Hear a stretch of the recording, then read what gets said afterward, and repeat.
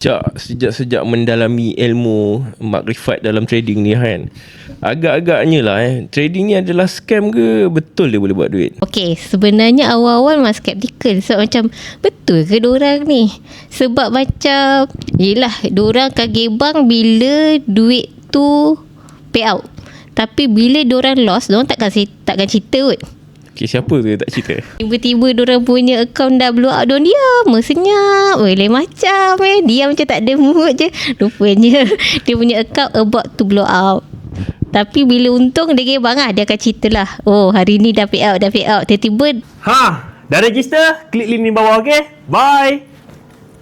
bawa makanan datang. Maksudnya dah untung lah tu. Okay.